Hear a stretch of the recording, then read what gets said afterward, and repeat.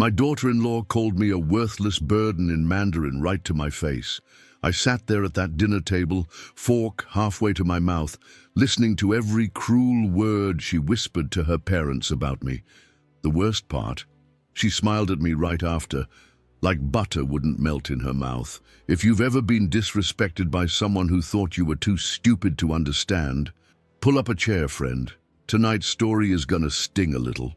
I'm Henry Mitchell, and I've got 70 years of memories tucked away in this old head of mine. Some sweet, some bitter, but this one's got teeth that'll bite back. You see, I learned a long time ago that people show you who they really are when they think you're not paying attention. When they think you don't speak their language, when they think you're just some old American fool who doesn't know any better. But here's the thing about assumptions. They make an ass out of you and, well, you know the rest. I was sitting in Linda's parents' dining room, their fancy china gleaming under those crystal lights, when she started talking, fast, excited Mandarin to her mother about how I was ruining their evening, how I chewed too loud, how I asked too many questions. How Michael, my own son, deserved better than having to drag his useless father around to family dinners like some kind of embarrassing baggage.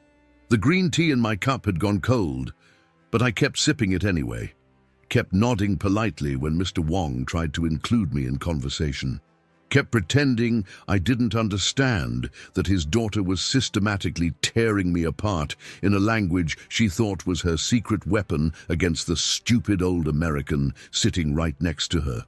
My hands were shaking by then, not from age, but from pure rage. 47 years I spent in Chinatown before moving to the suburbs. 47 years speaking Mandarin with my neighbors, arguing with shopkeepers about the price of bok choy, reading Chinese newspapers on Sunday mornings while drinking tea that tasted just like what I was sipping that night. But Linda saw an old white guy with a generic American name and assumed I was culturally clueless.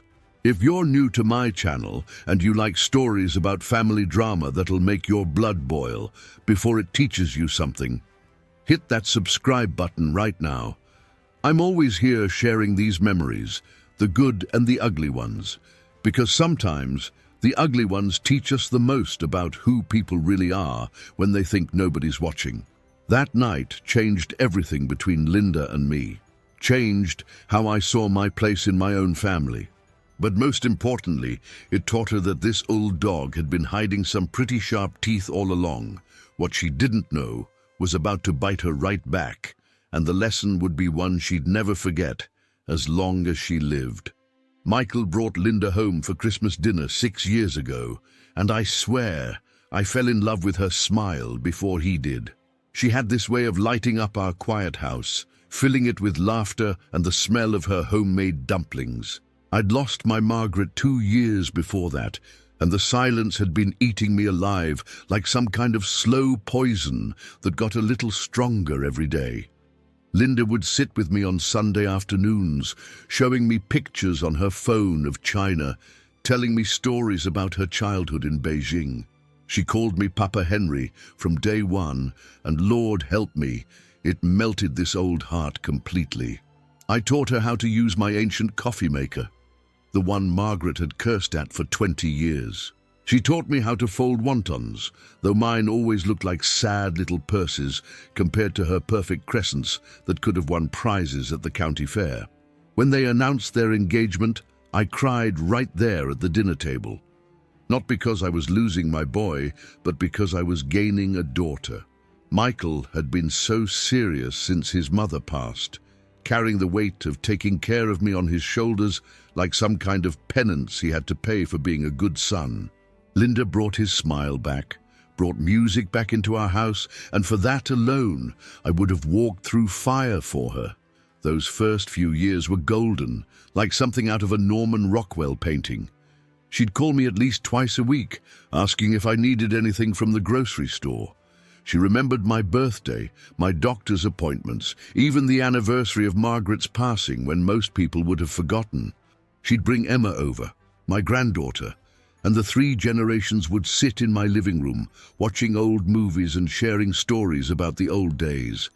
Linda made me feel needed again, important, like I wasn't just marking time until the undertaker came calling with his black suit and sympathetic smile. She'd ask my advice about American customs, about dealing with difficult neighbors, about what gifts to buy for Emma's teachers. Made me feel like my 7 decades on this earth had given me some wisdom worth sharing, instead of just a collection of outdated opinions. But somewhere along the way, something started shifting. The phone calls became less frequent. The Sunday visits stopped altogether. When I'd call her directly, she'd hand the phone to Michael immediately, like talking to me had become a chore she was trying to delegate to someone else, anyone else. The warm hugs turned into quick, obligatory pecks on the cheek. The questions about my day turned into polite nods while she scrolled through her phone. I figured it was just life getting busier, people getting comfortable with each other. Sometimes familiarity breeds indifference, not contempt. At least that's what I told myself every night when I sat alone at my kitchen table, wondering what I'd done wrong to deserve the cold shoulder. The first crack in our relationship came during Emma's 16th birthday party. Linda had planned this elaborate celebration, inviting what seemed like half the neighborhood. Tables covered in white linens, professional catering, a photographer snapping pictures of every moment like it was some kind of Hollywood premiere. I'd been looking forward to it for weeks, had even bought Emma a special charm bracelet that reminded me of one I'd given to Michael's mother decades ago. I arrived right on time, gift bag in hand, wearing my best shirt and the tie Margaret had bought me for our last anniversary. The one with tiny blue flowers that she said brought out my eyes. I expected the usual warm greeting, maybe a hug, definitely a smile. Instead, Linda barely looked up from arranging flowers on the dining table like I was invisible. "Oh, you're here," she said, not quite meeting my eyes. "Michael's in the backyard setting up chairs. Maybe you could help him." It was such a small thing, but something in her tone hit me wrong, cold, dismissive, like I was hired help instead of Emma's grandfather, instead of the man who'd helped pay for that very party she was so proud of hosting. I shook it off, figured she was just stressed about the details. Parties are a lot of work, especially when you're trying to impress people who probably wouldn't remember your name the next week. But throughout the entire celebration, she treated me like an afterthought. Introduced me to her friends as Michael's father instead of Emma's grandfather. Never once asked if I needed anything, while she fussed over every other guest like they were visiting royalty who might write reviews about her hospitality. I watched her refill drinks, check on the food, make sure everyone was comfortable, everyone except the old man sitting alone at the corner table. The breaking point came when I was sitting by myself at one of the patio tables, watching Emma laugh with her friends. Linda walked by with a group of her girlfriends, and I heard her say in perfect English, loud enough for me to catch every word, "Sometimes I feel like I'm taking care of 2 children instead of just 1. They all laughed like it was the funniest thing they'd ever heard, and my stomach dropped like I'd swallowed a stone. 2 children. She was talking about Michael and me, like I was some kind of burden she had to manage, some kind of obligation that came with the marriage package that nobody had bothered to read the fine print on. When Michael came over later, I mentioned feeling a bit left out. He got that tired look in his eyes, the one that said I was being too sensitive, too needy, too much work for everyone involved. "Dad, Linda worked really hard on this party. Can't you just be grateful she included you?" Included me. At my own granddaughter's birthday party, like my presence was some kind of favor they were doing for the pathetic old man who didn't know when he wasn't wanted.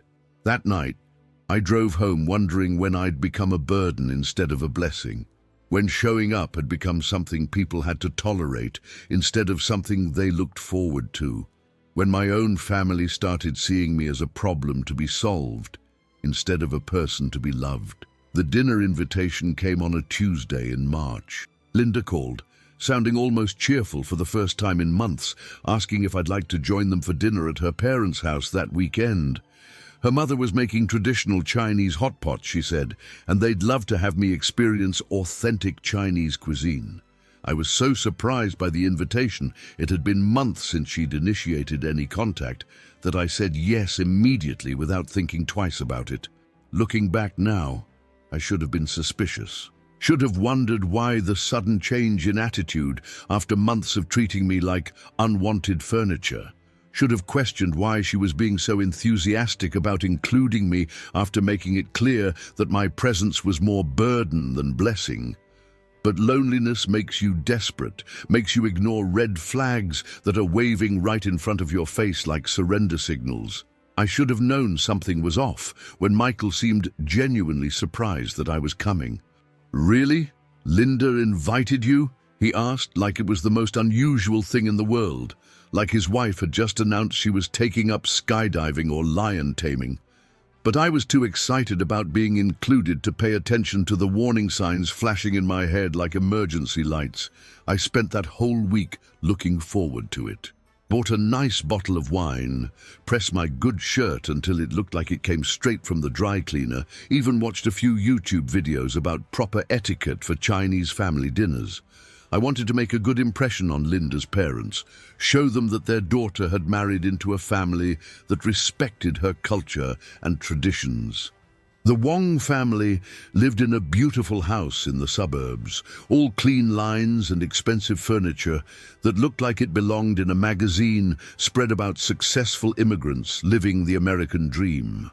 Mr. Wong greeted me warmly at the door, though his English was limited to polite pleasantries and nervous smiles.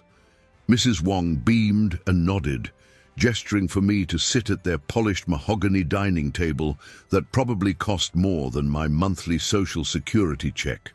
Linda was already there with Michael and Emma, looking more animated than I'd seen her in months. Her eyes were bright, almost excited, like a child on Christmas morning who knows exactly what present is waiting under the tree. That should have been my first clue, the way she kept glancing at her parents like she was planning something special. The hot pot was delicious, steam rising from the bubbling broth in the center of the table like incense from some ancient ritual. Everyone was laughing, sharing food, and for a few precious minutes I felt like part of the family again. Linda was being attentive, making sure I had enough to eat, explaining different ingredients to me with patience I hadn't seen from her in years. I was starting to think maybe I'd been wrong about the distance between us. Then her parents started asking about Emma's college plans, and Linda began translating. But as she spoke in rapid Mandarin, I noticed her tone changing, getting sharper, more animated. Her parents glanced at me a few times, expressions shifting from polite interest to something that looked almost like pity mixed with concern. That's when Linda really let loose with her performance. Still smiling at me like butter wouldn't melt in her mouth, she turned to her mother and spoke in a stream of Mandarin that made Mrs. Wong's eyes widen with shock and concern. I caught fragments. Old burden, embarrassing, senile, losing his mind. My heart started pounding like a drum in my chest as I realized what was happening, as the full scope of her betrayal became crystal clear. She was telling them how difficult I'd become, how I called too often, showed up uninvited to their house, made inappropriate comments that embarrassed Michael at work functions and social gatherings, how I'd started forgetting things, which wasn't true, and how I'd gotten confused at the grocery store last week and caused a scene that made the cashier call for a manager. She painted me as a doddering old fool who didn't know when he wasn't wanted. But she wasn't finished with her character assassination. She told her parents how Michael was too kind-hearted to tell me to back off, but that I was becoming a real problem for their family. How Emma was starting to get embarrassed by me in front of her friends because I asked too many questions and told the same stories over and over. How they were seriously considering looking into facilities for me because I was becoming too much to handle at home. The worst part wasn't even the lies, though they cut deep enough to draw blood. It was the way she told them, with this mixture of fake concern and barely concealed irritation. Like I was a stray dog they'd been too kind to put down, but was starting to bite the hand that fed it. like my existence was some kind of inconvenience they had to manage with patients they didn't really have. Her mother made sympathetic noises, patting Linda's hand while shooting me worried glances across the table. Her father looked at me with what I now recognized as the polite discomfort of someone who just learned too much about their dinner guest's personal problems. Emma was focused on her phone, earbuds in, completely oblivious to the character assassination happening right next to her while she scrolled through TikTok videos. Michael, God bless him, was trying to change the subject, asking about Mr. Wong's garden in his broken English that consisted mainly of pointing and nodding. But Linda wasn't finished with her performance. She leaned closer to her mother and whispered something that made the older woman gasp and shake her head sadly, like she was hearing about a terminal diagnosis. I didn't catch all of it, but I heard enough. Lonely old man, desperate for attention. We have to be patient with him because he has nowhere else to go. Each word was like a knife between my ribs, twisting deeper with every syllable that came out of her mouth. I excused myself to use the bathroom, mainly because I needed a moment to collect myself before I did something I'd regret for the rest of my life. Standing in their guest powder room, staring at my reflection in the mirror, I made a decision that would change everything. I wasn't going to call her out. Not here, not in front of her parents, not with Emma at the table. Some battles aren't worth the collateral damage they cause to innocent people. For 3 weeks after that dinner, I kept Linda's secret buried deep in my chest like a splinter that wouldn't work its way out. I went about my business, tended my small garden, where Margaret's roses still bloomed every spring, read my books, and pretended that evening never happened. But the words kept echoing in my head, especially late at night when sleep wouldn't come and the house felt too quiet and too empty for one old man.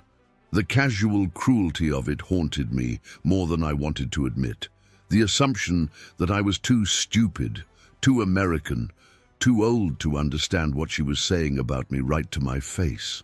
The way she'd used my own family's dinner table as a stage for her performance, turning my love for Emma into evidence of my neediness and desperation for attention. Michael called a few times, but our conversations felt strained, like we were both walking on eggshells that might crack under the weight of unspoken truths. He mentioned that Linda thought I seemed different after the dinner, more withdrawn than usual. She was apparently worried about me, he said, concerned that maybe I was getting depressed or having health problems. The irony was so thick, I could have cut it with a knife and served it for Sunday dinner. The breaking point came when Emma called to invite me to her school's cultural fair. She was so excited, told me she'd been learning about Chinese calligraphy and wanted to show me what she'd accomplished. Her voice was bright with pride and anticipation. "Grandpa, you should come. Linda's parents will be there, and maybe you could sit with them since you got along so well at dinner." That sweet, innocent request broke something loose in me. This girl, my granddaughter, the light of my life, the one person who still looked at me like I had something valuable to offer, thought I'd made new friends that night. Had no idea her step-grandmother had spent the evening making me sound like a pathetic old man who needed to be managed, like a confused child who'd wandered away from his caregiver. I decided it was time Linda learned that assumptions can be dangerous things. That underestimating people based on their appearance could come back to bite you when you least expected it, like a snake you thought was dead, suddenly striking without warning. The cultural fair was exactly what you'd expect. Teenagers showing off projects about their heritage, parents taking pictures with phones instead of actually watching, teachers trying to maintain order while simultaneously drinking coffee and checking their watches. Emma's calligraphy was beautiful, graceful strokes that spoke of hours of practice and genuine dedication, and I made sure to tell her so loud enough for everyone around us to hear. The Wong family was there, just as Emma had promised, and they waved me over to sit with them at one of the folding tables set up around the gymnasium. Linda looked pleased, probably thinking she could continue her narrative about the poor, confused old man who needed their patience and understanding while they dealt with his declining mental state. She started translating again when her parents asked about Emma's project, slipping into that same tone I'd heard at dinner, but this time I was ready for her performance. This time I wasn't going to sit quietly while she painted me as a burden that everyone had to carry. Linda didn't say a single word, not one solitary syllable. When it came time to leave, Mrs. Wong hugged me tight and told me in Mandarin that I was always welcome at their home, that any friend of Emma's was family to them. Mr. Wong shook my hand firmly and said something about how nice it was to meet someone who truly understood the importance of family and respect for elders. Linda just gathered her things and headed for the parking lot, like her tail was on fire. That was 6 months ago. Linda and I have what you might call an understanding now. She's polite, respectful, includes me in family gatherings without complaint, or that martyred expression she used to wear. We don't talk about that dinner, and she doesn't speak Mandarin around me unless she's genuinely translating for someone else's benefit. The fake concern and whispered complaints have stopped entirely. You know what I learned from all this? Sometimes people need to be reminded that underestimating others is a dangerous game that can backfire spectacularly. Linda thought she had me figured out. Just another old American man, too set in his ways to learn about the world around him. Have you ever had someone underestimate you because of how you looked or where they thought you came from? Have you ever discovered that people you trusted were saying things behind your back? Leave me a comment and tell me your story. And if this story taught you something about making assumptions, hit that subscribe button. I've got plenty more where this came from. Remember, we're all carrying more history than shows on the surface.